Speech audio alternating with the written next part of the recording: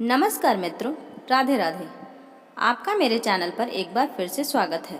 पिछले वीडियो में आपने वैशाख स्नान से 5 प्रेतों के उद्धार की कथा तथा पाप प्रशमनक नामक स्रोत का श्रवण किया।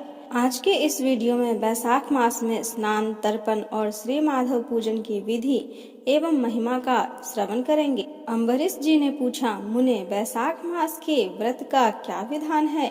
इसमें किस तपस्या का अनुष्ठान करना पड़ता है? क्या दान होता है? कैसे स्नान किया जाता है और किस प्रकार भगवान केशव की पूजा की जाती है? महर्षि, आप श्री हरि के प्रिय भक्त तथा सर्वज्ञ हैं, अतः कृपा करके मुझे ये सब बातें बताइए। नारद जी ने कहा, साधु श्रेष्ठ सुनो। वैशाख मास में जब सूर्य मेष राशि पर चले जाएं, तो किसी बड़ी नदी में, नदी रूप तीर्थ में, नद में, सरोवर में, झरने में, देवकुंड में, स्वतः प्राप्त हुए किसी भी जलाशय में, बावरी में अथवा कुएं आदि पर जाकर नियम पूर्वक भगवान श्री विष्णु का स्मरण करते हुए स्नान करना चाहिए। स्नान के पहले निम्नांकित श्लोक का उच्चारण करना चाहिए। यथा ते माधवो माशो वल्लभो मधुसूदन प्रातः स्नानेन ते तस्मिन् फलदः पापहा भवः। अर्थात मधुसूदन माधव मास आपको विशेष प्रिय है, इसीलिए इसमें प्रातः स्नान करने से आप शास्त्रोक्त फल के देने वाले हों और मेरे पापों का नाश कर दें। इस प्रकार कहकर मौन भाव से उस तीर्थ के किनारे अपने दोनों पैर धो लें। फिर भगवान नारायण का स्मरण करते हुए विधि पूर्वक स्नान करें। स्नान की विधि इस प्रकार है। विद्वान पुरुषों को मूल मंत्र पढ़कर तीर्थ की कल्पना कर लेनी चाहिए। ओम नमो नारायणाय, यह मंत्र ही मूल मंत्र कहा गया है। पहले हाथ में कुश लेकर विधि पूर्वक आचमन करें तथा मन और इंद्रियों को संयम में रखते हुए बाहर भीतर से पवित्र रहें।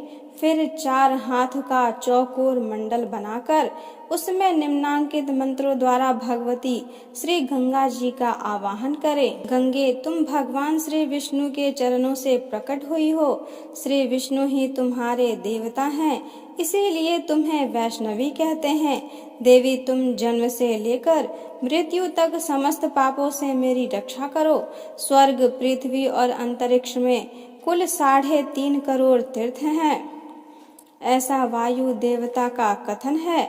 माता जाह्नवी, वे सभी तीर्थ तुम्हारे अंदर मौजूद हैं। देवलोक में तुम्हारा नाम नंदिनी और नलिनी है। इसके सिवा दक्षा, पृथ्वी, व्यजदंगा, विश्वकाया, शिवा, अमृता, विद्याधरी, महादेवी, लोक प्रसादिनी, क्षेमकरी, जाह्नवी, शांता और शांति प्रदायिनी आदि तुम्हारे अनेकों नाम हैं। स्नान के समय इस पवित्र नामों का कीर्तन करना चाहिए। इससे त्रिपथगामिनी भगवती गंगा उपस्थित हो जाती है। 7 बार उपर्युक्त नामों का जप करके संपुष्ट के आकार में दोनों हाथों को जोड़कर उनमें जल लें और 4, 6 या 7 बार मस्तक पर डालें। इस प्रकार स्नान करके पूर्ववत मृतिका को भी विधिवत अभिमंत्रित करें और फिर उसे शरीर में लगाकर नहा लें। मृतिका को अभिमंत्रित करने का मंत्र इस प्रकार है। अश्वकांते रथकांते विष्णुकांते वसुंधरे मृतिके हर में पापम यन्मया दुष्कृतम कृतम उद्धृताशी वराहेन कृष्णेन सतबाहुना नमस्ते सर्वलोकानां प्रभवारणी सुव्रते। अर्थात वसुंधरे तुम्हारे ऊपर अश्व और रथ चला करते हैं। भगवान श्री विष्णु ने भी वामन अवतार धारण करके तुम्हें एक पैर से नापा था। मृतिके, मैंने जो बुरे कर्म किए हो मेरे उन सब पापों को तुम हर लो। देवी, सैकड़ों भुजाओं वाले भगवान श्री विष्णु ने वाराह का रूप धारण करके तुम्हें जल से बाहर निकाला था। तुम संपूर्ण लोकों की उत्पत्ति के लिए अग्नि के समान हो। अर्थात जैसे अग्नि काष्ठ से आग प्रकट होती है, उसी प्रकार तुमसे संपूर्ण लोक उत्पन्न होते हैं। सुव्रते, तुम्हें मेरा नमस्कार है। इस प्रकार स्नान करके पश्चात विधि पूर्वक आचमन करके जल से बाहर निकलें और 2 शुद्ध श्वेत वस्त्र धोती चादर धारण करें। तदंतर त्रिलोकी को तृप्त करने के लिए तर्पण करें। सबसे पहले श्री ब्रह्मा का तर्पण करें, फिर श्री विष्णु, श्री रुद्र और प्रजापति का, तत्पश्चात देवता, यक्ष, नाग, गंधर्व, अप्सरा, असुरगण, क्रूर सर्प, गरुड़, वृक्ष, जीव जंतु, पक्षी, विद्याधर, मेध, आकाशचारी जीव, निराधार जीव, पापी जीव तथा धर्मपरायण जीवों को तृप्ति करने के लिए मैं उन्हें जल अर्पण करता हूँ। यह कहकर उन सबको जलांजलि दें।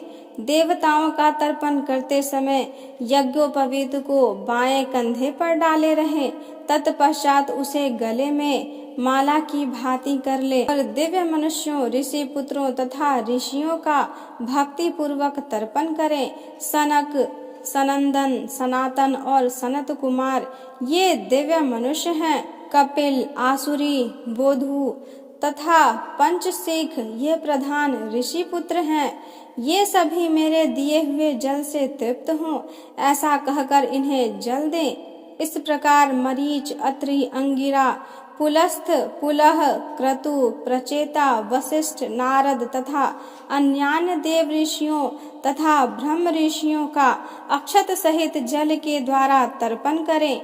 इस प्रकार ऋषि तर्पण करने के पश्चात यज्ञोपवीत को दाएं कंधे पर करके बाएं घुटने तक पृथ्वी पर टेक कर बैठें।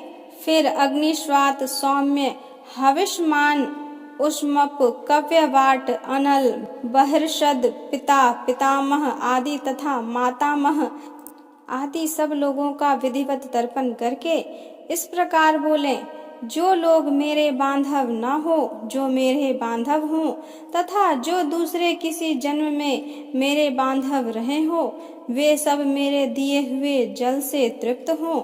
उनके सिवा और भी जो कोई प्राणी मुझसे जल की अभिलाषा रखते हो, वे भी तृप्ति लाभ करें। यूं कहकर उनकी तृप्ति के उद्देश्य से जल गिराना चाहिए। तत्पश्चात विधि पूर्वक आचमन करके अपने आगे कमल की आकृति बनाएं और सूर्य देव के नामों का उच्चारण करते हुए अक्षत, फूल, लाल चंदन और जल के द्वारा उन्हें यत्न पूर्वक अर्घ दें।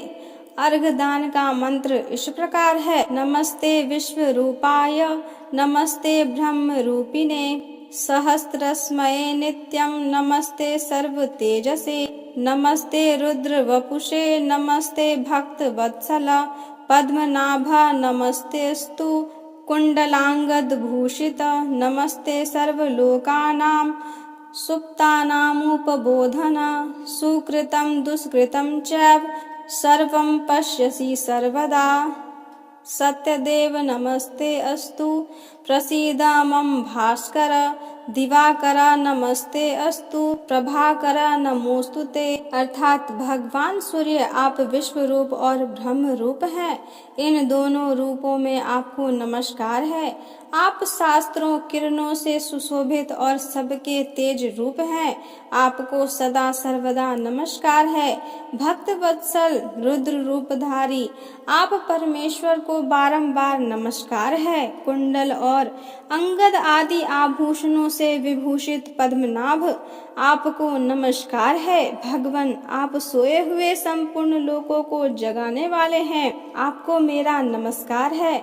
आप सदा सबके पाप पुण्य को देखा करते हैं। सत्यदेव आपको नमस्कार है। भास्कर मुझ पर प्रसन्न होइए। दिवाकर आपको नमस्कार है। प्रभाकर आपको नमस्कार है। इस प्रकार सूर्य देव को नमस्कार करके 7 बार उनकी प्रदक्षिणा करें। फिर द्विज, गौ और सुवर्ण का स्पर्श करके अपने घर में जाएं। वहां आश्रम वासी अतिथियों का सत्कार तथा भगवान की प्रतिमा का पूजन करें। राजन, घर में पहले भक्ति पूर्वक जितेंद्रिय भाव से भगवान गोविंद की विधिवत पूजा करनी चाहिए। विशेषतः बैसाख के महीने में जो श्री मधुसूदन का पूजन करता है, उसके द्वारा पूरे 1 वर्ष तक श्री माधव की पूजा संपन्न हो जाती है। वैशाख मास आने पर जब सूर्यदेव मेष राशि पर स्थित हो तो श्री केशव की प्रसन्नता के लिए उनके व्रतों का संचय करना चाहिए। अपने अभिष्ट की सिद्धि के लिए अन्न, जल, शक्कर, धेनु तथा तिल की धेनु आदि का दान करना चाहिए। इस कार्य में धन की कंजूसी उचित नहीं है। जो समूचे वैशाख भर प्रतिदिन सवेरे स्नान करता है, जितेंद्रिय भाव से रहता, भगवान के नाम जपता और हविष्य भोजन करता है, वह सब पापों से मुक्त हो जाता है। जो वैशाख मास में आलस्य त्याग कर एक भुक्त अर्थात 24 घंटे में एक बार भोजन, नक्त व्रत अर्थात केवल रात में एक बार भोजन अथवा अयाचित व्रत अर्थात बिना मांगे मिले हुए अन्न का एक समय भोजन करता है, वह अपनी संपूर्ण अभिष्ट वस्तु को प्राप्त कर लेता है। वैशाख मास में प्रतिदिन 2 बार गांव से बाहर नदी के जल में स्नान करना, हविष्य खाकर रहना, ब्रह्मचर्य का पालन करना, पृथ्वी पर सोना, नियम पूर्वक रहना, व्रत, दान, जप, होम और भगवान मधुसूदन की पूजा करना, ये नियम हजारों जन्मों के भयंकर पापों को भी हर लेते हैं। जैसे भगवान माधव ध्यान करने पर सारे पाप नष्ट कर देते हैं, उसी प्रकार नियम पूर्वक किया हुआ माधव मास का स्नान भी समस्त पापों को दूर कर देता है।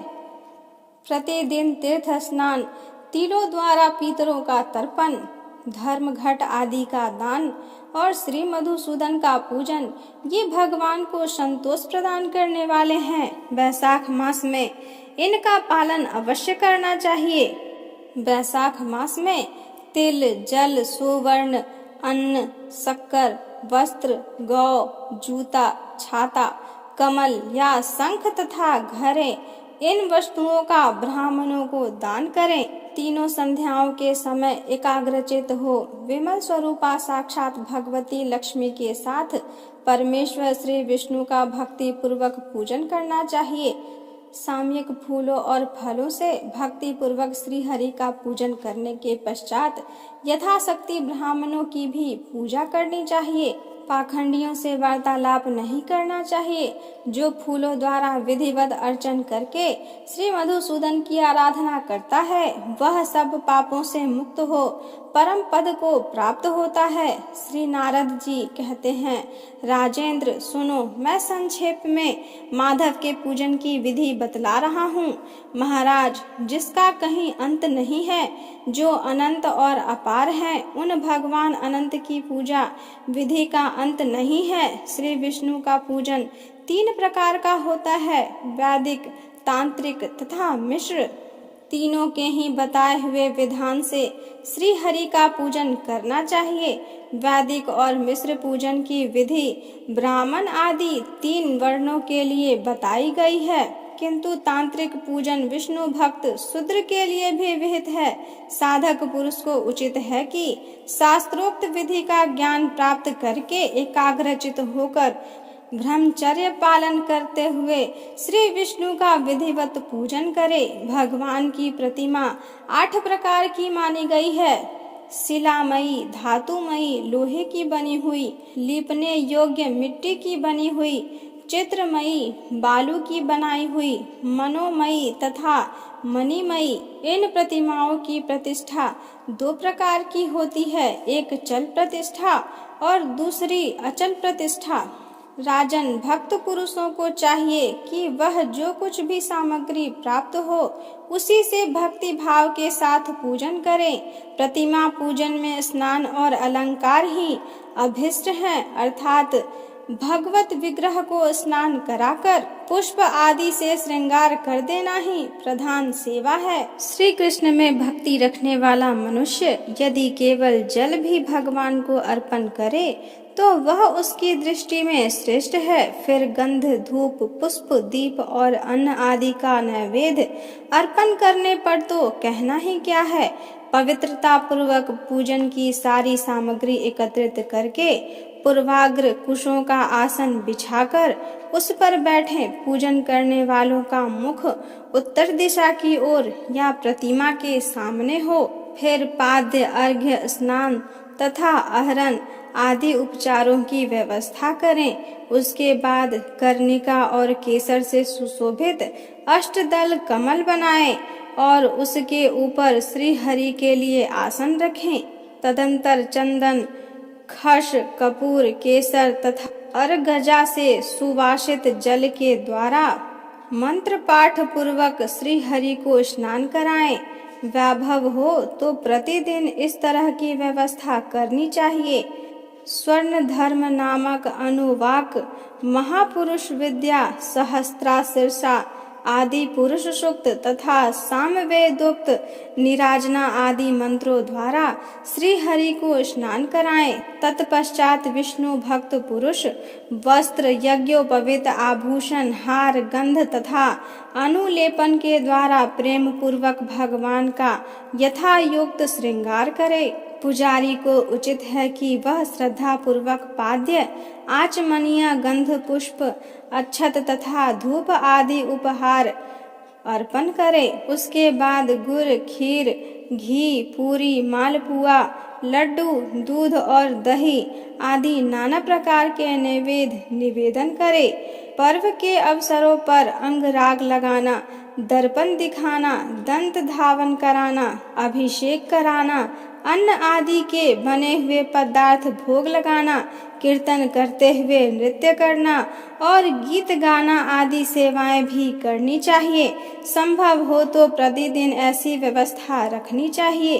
पूजन के पश्चात इस प्रकार ध्यान करें।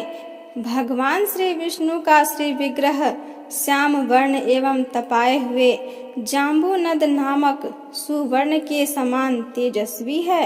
भगवान के शंख, चक्र, गदा और पद्म से सुशोभित 4 भुजाएं हैं। उनकी आकृति शांत है। उनका वस्त्र कमल के केसर के समान पीले रंग का है। वे मस्तक पर किरीट, दोनों हाथों में कड़े, गले में यज्ञोपवीत तथा अंगुलियों में अंगूठी धारण किए हुए हैं।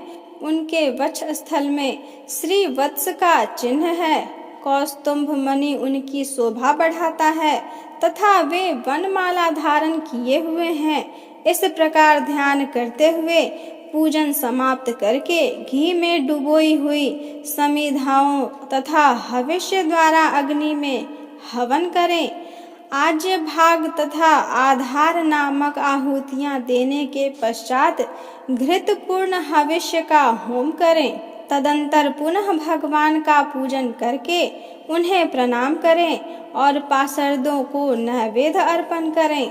उसके बाद मुख शुद्धि के लिए सुगंधित द्रव्यों से युक्त तांबूल निवेदन करना चाहिए।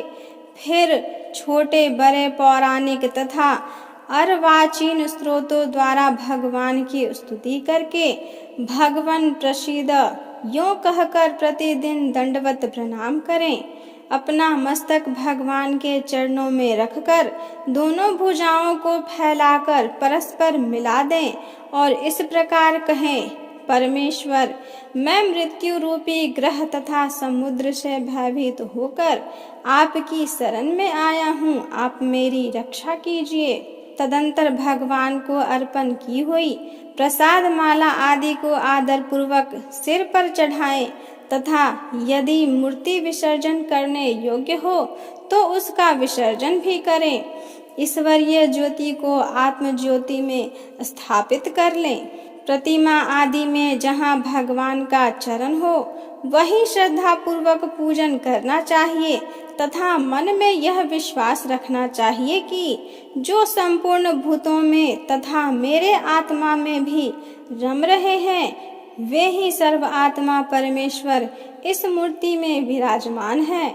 इस प्रकार वैदिक तथा तांत्रिक क्रिया योग के मार्ग से जो भगवान की पूजा करता है वह सब ओर से अभिष्ट सिद्धियों को प्राप्त होता है।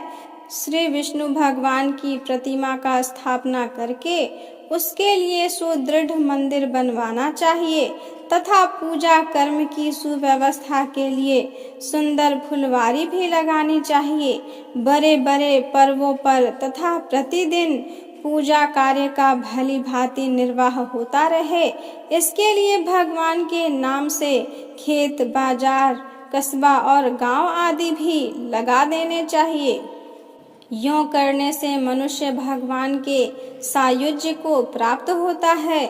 भगवत विग्रह की स्थापना करने से, सार्वभौम की पद को मंदिर बनवाने से, तीनों लोकों के राज्य को, पूजा आदि की व्यवस्था करने से ब्रह्मलोक को तथा इन 3 कार्यों के अनुष्ठान से मनुष्य भगवत सायुज्य को प्राप्त कर लेता है। केवल अश्वमेघ यज्ञ करने से किसी को भक्ति योग की प्राप्ति नहीं होती।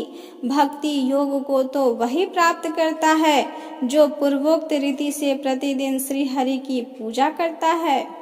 राजन, वह शरीर शुभ कल्याण का साधक है जो भगवान श्री कृष्ण को साष्टांग प्रणाम करने के कारण धूल धूसरित हो रहा है।